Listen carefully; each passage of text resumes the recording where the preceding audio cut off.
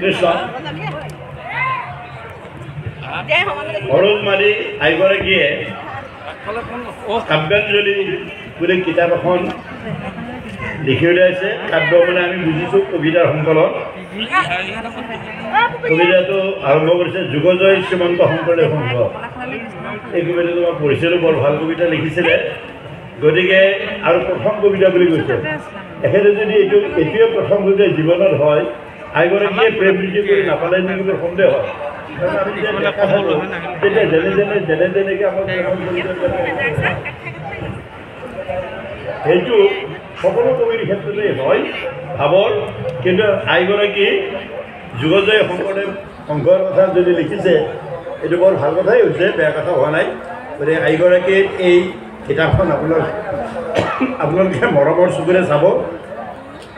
আৰু কবিতা কেনেকৈ ওলায় আপোনালোকে জানে। কবিতাৰ যোগেৰে মানুহৰ আৱেগ অনুভূতি আৰু চিন্তা চৰ্চাৰ মানে কাব্যিক প্ৰকাশ হয় ভাৱ আৰু ভাষাৰ মাধ্যমেৰে। ভাৱটো প্ৰকাশ হয় ভাষাৰ মাধ্যমেৰে। আমি যিহেতু সাহিত্যৰ ছাত্ৰ আছিলোঁ, এই সম্পৰ্কে আমাৰ কিছু ধ্যান ধাৰণা আছে। যে বাপুসকল আইসকল এইখন কাব্যাঞ্জলি নামৰ গ্ৰন্থভাগী আমি সকলোলৈকে মুকলি কৰি দিলোঁ। ইয়াৰ পিছত মই মাত্ৰ দুআষাৰ কথা ক'ব খুজিছোঁ। মোৰ অতি শ্ৰদ্ধাৰ পাত্ৰ আইনাতী সমস্ত। মই সদায় আপোনাসকলক বহুত মাতৃৰ দৃষ্টিৰে মই চাই আহিছোঁ। আৰু মই মোৰ জীৱনৰ অভিজ্ঞতাই কয় যে আচল অৰ্থত, সঁচা অৰ্থত মাতৃসকলেহে আচলতে এটা নিজৰ পৰিয়ালটোৰ লগতে এটা জাতি নিৰ্মাণ কৰিব পাৰে, এখন সমাজ নিৰ্মাণ কৰিব পাৰে। শুদ্ধ সমাজ এখন সকলৰ দ্বাৰাহে সম্ভৱ হ'ব পাৰে।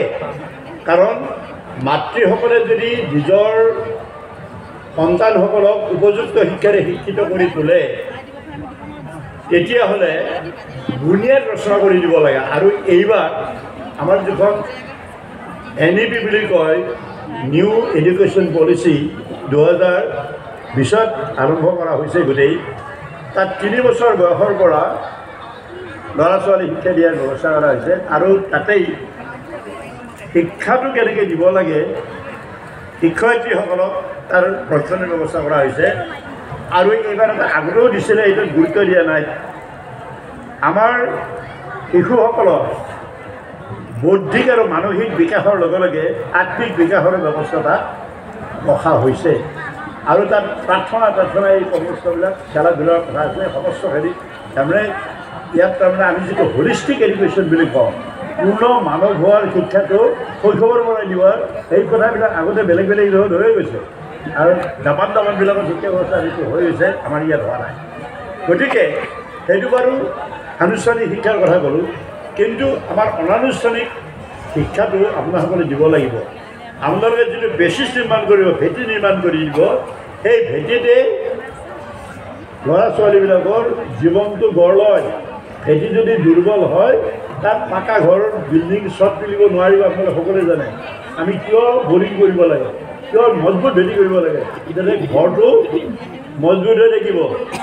জীৱনটোত যদি আমি তেনেকুৱাকৈ এটা কল্পনা কৰিলোঁ লওঁ, মোৰ জীৱনটো কৰিব লাগিলে একদম সুস্থ সবল জীৱন এটা চাৰিওফালৰ পৰা যদি আমি প্ৰগতিশীল জীৱন বনাব খোজোঁ, নিজৰ জীৱনটো গঢ়ি তুলিব হ'ব। পূৰ্ণ মানৱ হোৱাৰ শিক্ষাৰে দেই। পূৰ্ণ মানৱ মানে কি লাগিব জানেনে? শাৰীৰিক, মানসিক, বৌদ্ধিক আৰু আধ্যাত্মিক, এই 4টা বস্তু নহ'লে এটাও যদি হয় পূৰ্ণ মানৱ হ'ব নোৱাৰে। শৰীৰো লাগিব, শৰীৰৰ মাধ্যম। সুস্থ শৰীৰতহে সুস্থ মন থাকিব পাৰে। অসুস্থ শৰীৰত সুস্থ মন থাকিব নোৱাৰে। আৰু মনটো শুদ্ধ হ'ব লাগিলে আপোনাৰ দেহাটো শুদ্ধ হ'ব লাগিব। দেহাটো শুদ্ধ কৰি কেনেকৈ ৰাখিব পাৰে এইটো জানিব। আৰু মনটো শুদ্ধ কৰিব লাগে, কি কৰিব লাগে, এই কথাবিলাক আপোনালোকে জানিব। দেহাটো শুদ্ধ কৰা সহজ, কিন্তু মনটো শুদ্ধ কৰা বৰ কঠিন কাম। তাৰমানে কঠিন কামটো যিটো কৰিলে, সেই কঠিন কামটো কিন্তু তাৰ ফলবিলাকো বৰ বেছি মিঠা হয়। এই কথাবিলাক আপোনাসকলে সকলোৱে জানে। মই মোৰ জীৱনত আইমাতৃসকলক বহুত গুৰুত্ব দি আছোঁ। আৰু আজি যে এই মঞ্চখন দিলাক, মই ধেমালিৰ চলে হ'লেও কৈছোঁ এই পৰ্যায়লৈ বহুতে আমি কৰিছিলোঁ বাৰু, কিন্তু আপোনালোকক এই পৰ্যায়লৈ আনি এজন মোক আজি এগৰাকী কালি এগৰাকীয়ে কৈছিলে যে আমাৰ ইয়াতে সংৰক্ষণৰ ব্যৱস্থা কৰিব লাগে। সংৰক্ষণৰ ব্যৱস্থা কৰিব, কি সংৰক্ষণ? যে আমাৰ বাপসকলে মূলৰ সদস্য হৈ যেতিয়া আহিব, জিলা সদস্য হ'ব, আধামান আইসকল হ'ব, আধামান বাপসকল হ'ব। বোলে আই বাপটো আধ্যাত্মিক দিশত নাই না, প্ৰকৃতি আৰু পুৰুষ আমাৰ আধ্যাত্মিক দিশত নাই। আমাৰ আইসকল বেলেগ, বাপসকল বেলেগ, এইবুলি আমি নাভাবোঁ। আমি সেইকাৰণে সকলোক কৃষ্ণ কৃষ্ণ বুলি কওঁ। আমাৰ সেই ব্যৱস্থাটো আমি কৰিব নোৱাৰিম। আমি যিসকলক আপোনালোকক পাঠ কৰিব দিছোঁ, প্ৰসংগ কৰিব দিছোঁ, বন্তি জ্বলাব দিছোঁ, খাই চাকি জ্বলাব দিছোঁ, সমস্ত কথাবিলাক আমি নামঘৰত সোমাব দিয়া নাছিলে। বৰপেটাহঁতৰ আজিকালিও নিয়ে, আপোনালোকেও নোসোমায়। কিবা কিবি অসুবিধা থাকিব তেতিয়া নোসোমাব, কিন্তু যেতিয়া শুদ্ধ সত্য হৈ থাকিব কিয় নোসোমাব? আপোনালোকে কিয় নকৰিব? চব কাম কৰিব পাৰে, এইটো দিলোঁ নহয়। এতিয়া আমাৰ ব্যৱধানটো কি আছে তো, যে আমাৰ যদি প্ৰকৃতি আমি যদি দেহাটো কওঁ, সেইটো প্ৰকৃতি, আৰু পুৰুষ হ'ল ভগৱন্ত। জীৱাত্মাৰ আমাৰ হৃদয়ত যিটো আছে সেইটোৱে পুৰুষ। গতিকে আপোনালোকে পুৰুষো প্ৰকৃতিও, সেইকাৰণে পুৰুষ প্ৰকৃতিও দুয়ো নিয়ন্ত্ৰণ হওক, সমস্তৰে আত্মা হৰি পৰম বান্ধৱ। পুৰুষ মানে ভগৱন্তহে পুৰুষ, বাকী আমাৰ দেহাটো নহ'লে আমি ধৰি লওক প্ৰহ্লাদে কিয় গাইছিলে? প্ৰহ্লাদে গাইছিলে নহয়, নৰসিংহ প্ৰভুক যেতিয়া প্ৰাৰ্থনা জনাইছিলে, তাৰ কোপটো বা কোনো লক্ষীটো পলালেই নহয়, বাকী কোনো দেৱতাসকলে পৰা নাছিল। কেৱল সেই সকলো দেৱতাই নৰসিংহক মৰাৰ পিছত হিৰণ্যক্ষক মৰাৰ পিছত নৰসিংহ প্ৰভুৰ যিটো কোপ, কোনো দেৱতাই পৰা নাছিল। তেতিয়া ব্ৰহ্মাই পৰা গ'লে নাৰদ, গতিকে প্ৰহ্লাদ তুমি অকণমান বাহিৰে বেলেগে ভগৱন্তৰ কোপ পঢ়াব নোৱাৰে। এই যে কীৰ্তন ঘোষাটো পাব আপোনালোকে, ভাগৱততো আছে। কীৰ্তন ঘোষাত যিটো আছে প্ৰহ্লাদে যে স্তুতি কৰিছিলে নৰসিংহক, এই স্তুতি পাঠনটো যেতিয়া মই ঘোষা নাম প্ৰসংগত যেতিয়া মই এইটো দিওঁ, মই নিজে বহি পেলাই পাঠকত কৰিছিলোঁ। এতিয়া মাতটো বেয়া হৈ গ'ল আৰু বয়সো হ'ল, কিন্তু এতিয়া চৰ্দিত লগাৰ কাৰণে মোৰ ভইচটো ইমান এনেকুৱা নাছিল। মই আপোনাসকলক ক'লে বিশ্বাস হয়তো নকৰিব পাৰে, মই যে গাই থাকোঁতে মোৰ চকু পানী ওলায়। তেওঁ যিটো প্ৰাৰ্থনা কৰিছে, তোমালোকেতো গোৱা, তাৰ যিটো মানে প্ৰাৰ্থনা গোটেইবিলাক দিছে যে ভয়ংকৰ তোমাৰ এই ৰূপটো দেখি মোৰ হয় নাই প্ৰভু, কিন্তু সংসাৰৰ যে কিমান মানে যন্ত্ৰণা আছে, এই যন্ত্ৰণাবিলাকেহে আমাক বেছিকৈ দুখ দিয়ে বা বেছিকৈ সুখ দিয়ে, এইটো কথা বা ভয় কৰোঁ আমি এইবিলাক। গতিকে এই ধৰণৰ তেওঁ যেতিয়া প্ৰাৰ্থনাটো গৈছিলে, আমি এটা প্ৰসংগত গাইজন স্বামী ৰাম নেহৰুৱাৰ চৰণ তোমাৰ নহয়, আমি শৰণতো গাওঁ না, হে কৃষ্ণ স্বামী তজু পাৱে আমি কেৱলে শৰণ চাওঁ, কৰা অনুগ্ৰহ মায়াৰ নিগ্ৰহ তেৱেহে প্ৰভু। আপুনি গালে গাই না গাই, আমি যে শৰণ গাওঁতে শৰণৰ নাম থাকেই নহয়, নাথাকে এই পদটো এটা হয় নহয়। আপোনালোকে স্বামী বুলি ক'লে ঠিকে আছে, আইসকলে স্বামী বুলি কৈছে, আৰু বাপলে কিয় স্বামী বুলি ক'লো? আমাৰ কেনেকৈ স্বামী হ'ব নহয়? আমিতো সেই কৃষ্ণ বাপ বুলিয়ে ক'ব লাগিছিল। মানে এই তাৎপৰ্যবিলাক আছে, সেইকাৰণে আমাৰ সংৰক্ষণ নালাগে, আপোনালোকে গোটেই লওক। কিন্তু মই এটা কথা এইকাৰণে ক'লোঁ যে আপোনালোকে এই মঞ্চ এখন আমি দিলোঁ, আৰু আজি মুকলি মঞ্চ দি গ'লোঁ। আমিতো আমাৰ এতিয়া যাম না, বেছি সময় নাই না, কিন্তু আপোনালোকে বহুতে কৃপা কৰি আমাক আৰু 2 বছৰ দিলে আছোঁ, এনেই থাকিম। কিন্তু নেতৃত্বটো আমি নাথাকোঁ। আমি এতিয়া কৰিব পৰা হোৱা যে আপোনালোকৰ মুকলি মঞ্চ দি গ'লোঁ, গাই থাকোঁ। আজি কৈছোঁ যে আপুনি 9টা বজালৈ 10টা বজালৈ কৰি যাব, তাৰপিছত কিবা কিবি হ'ব। গতিকে এইবিলাক ৰৈ যাব। আৰু আজি কিৰণ শইকীয়া বৰাই আপোনাৰ সৌভাগ্য দেখিছেনে নাই? তাৰমানে ৰেকৰ্ড কৰি গ'ল আজি, তেওঁ হয়তো লাষ্ট আজি এই সভাৰ 2 বছৰীয়া 4-3টা বছৰ কৰিছে কি নাই, ইয়াৰ পিছত নোৱাৰিব আৰু। গতিকে আপুনি শেষত কিৰণ শইকীয়া বৰাই আমাৰ ইতিহাসত থাকে নহয়, এই ধৰণৰ কথা। গতিকে আইসকল এইবিলাক আমি ক'লোঁ। গতিকে আপোনালোকে আগবাঢ়ি থাকক, ভাল কৰক। মই কেইটামান উদাহৰণ দিম, আগতেও দিছোঁ। মই গুৰুজনাক শংকৰদেৱ কৰিছিলে খেৰকুটীয়া, আমাৰ গোটেই মানৱ জাতিক প্ৰথম আমি যেতিয়া উলংগ বা এই নগৰিক ট্ৰাইব আছিলে সভ্যতাৰ যেতিয়া বিকাশ হৈছিলে তাত প্ৰথম মাইলৰ খুঁটিটো পুতিছিলে এগৰাকী আই কৃষিৰ আৱিষ্কাৰে সভ্যতাৰ প্ৰথম মাইলৰ খুঁটি কৃষিৰ আৱিষ্কাৰটো এটা যে কিবা এটা ধৰি লওক জলকীয়াৰ পুলি বা কিবা এটা ফলৰ পুলি এটা ৰুলে গছৰ পুলি এটা ৰুলে সেই তাতে ৰ'ব লগা হৈছিলে কাৰণ সেইটো ৰোৱাৰ লগে লগে ফলটো নাহিব আৰু আমাৰ এই হাতীবুঢ়ীয়া এগৰাকী আছে বৰা এগৰাকী আছে যিবিলাকে জানিব আপোনালোকে পঢ়া শুনা কৰিলে গোটেই গম পাব আমিতো নপঢ়াকৈ কথা নকওঁ না আমি ঢাপা বেজি মাৰিব নোৱাৰা নহয় শিক্ষক আছিলোঁ না গতিকে কথাত তথ্য নহয় আমি কথা মনত ৰাখিব সেইকাৰণে খুব বুকু হিন্দাই ক'ব পাৰোঁ চেলেঞ্জ কৰি কথা ক'ব পাৰোঁ কাৰণ মই যিটো জানো শুদ্ধৰূপে জানা আৰু শাস্ত্ৰ জনাকৈ কথা নহয় শংকৰে উদ্যমত ঈশ্বৰৰ ভক্তিৰ তত্ত্ব প্ৰচাৰীয়া শাস্ত্ৰ সাৰ জানি বুলি কয়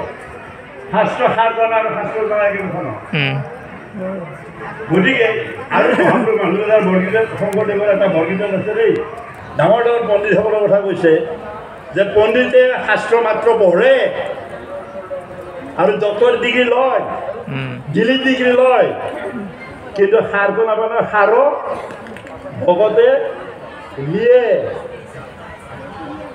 কৈ ঠাকুৰ মই যো হৰি কৰা হয় সেইজনে মোৰ ঈশ্বৰ যিজনে ঈশ্বৰৰ গুণনাম হৰি ভগৱন্ত কৃষ্ণ জগতত প্ৰকাশ কৰে সেইজনে মোৰ ঈশ্বৰ বুলি গুৰু জনাই এই যে হৈ ঠাকুৰ মই যো হৰি কৰা আহা সেই বৰগীতটোৰ প্ৰথম পংক্তিটো আছে পণ্ডিতে শাস্ত্ৰ মাত্ৰ পঢ়ে সাৰো ভকতে দিয়ে আৰু কবি গুৰুজনে কি কৈছেনে অন্তৰ জল উদয় কমল মধু কৰে পিয়ে অন্তৰ জলত যেতিয়া কমল ফুলি উঠিব হৃদয়টো যেতিয়া পবিত্ৰ হ'ব এতিয়া ভক্তিৰ ৰসৰ যে উদ্ৰেক হ'ব হৃদয়ত যেতিয়া ভগৱন্তৰ স্থিতি ল'ব সেই অন্তৰত তাৰে যিটো মধুপান কৰিব সেইটো কোনে ল'ব পাৰে না ভকত ভ্ৰমৰে ল'ব গতিকে ডিলিট ডিগ্ৰী নালাগে না বৰগীতটো পঢ়ে জানাৰ কাৰণে সাৰ জানিব লাগিলে আমাৰ শ্ৰদ্ধা ভক্তি নহ'লে আমি নাপাম সেই কথাবিলাক ভাবি আমি ভাবিছোঁ যে মহাপুৰুষ গুৰুজনাই এই আইনত্যসকলক ইমান আগবঢ়াই নিছিলে আৰু এই যে এই পুলিটো বোলে এই ধৰি লওক এই এটা কথা দ্বিতীয় এটা কথা ক'লোঁ যে মহাত্মা গান্ধীৰ মহাত্মা বনত আটাইতকৈ কণ্ট্ৰিবিউশ্যন কাৰ আছিলে সেইটো আপোনালোকে জানিব তেওঁৰ মাতৃ পুতুলি বাই তিনি যে ভাও লৈছিলে থ্ৰী ভাউজ এই কথাবিলাক জানিব তাৰপিছত সুভাষ বসুক কোন প্ৰভাৱতী এইটো চাব হয়নে নহয় গতিকে এই ধৰণে আমি দেখিলোঁ যে মহাপুৰুষ যাক বনালে মহামানৱ যিবিলাক বনালে মাতৃ জাতিৰ সকলোতকৈ বেছি গুৰুত্ব আছে আৰু সেইকাৰণেই নেকি মহাপুৰুষ গুৰুজনাই এই মাতৃসকলক ইমান গুৰুত্ব দিছে ইমান বিশেষ অন্ত্যজাতিৰ আইসকলক সতী ৰাধিকাক আনিলে কৈৱৰ্ত কুলত কাহিনীটো যিয়ে ইৰিগেশ্যন পদ্ধতিটো কৰিছেতো সতী ৰাধিকাৰ যোগেৰে কৰিছে কাৰ যোগেৰে কৰিছে তাত কিন্তু ব্ৰাহ্মণীসকল আছিলে সেইবোৰক সতী নব নালাগে গতিকে সেই কথাবিলাকৰ গুৰুত্ব আছে আৰু গুৰুজনাই এনেকুৱা কথা লিখিছিল চাবচোন গুৰুজনাই কি কৰিলে জানেনে ছখনকৈ নাটক লিখিছে ছখনকৈ নাটকৰ ভিতৰত মাত্ৰ এখনত বাহিৰে বাকী গোটেইবিলাক নাৰী চৰিত্ৰ প্ৰধান হয়নে নাৰী চৰিত্ৰ প্ৰধান এখনত বাহিৰে গতিকে আপুনি ৰাম বিজয়ক শেষ কৰিছে ৰাম বিজয় নাটক পঢ়িলেতো মোৰ আৰু মানে কিবা লাগি যায় মোৰ কিয় 112 বছৰ বয়সত মহাপুৰুষ গুৰুজনাই নাট্যকাব্য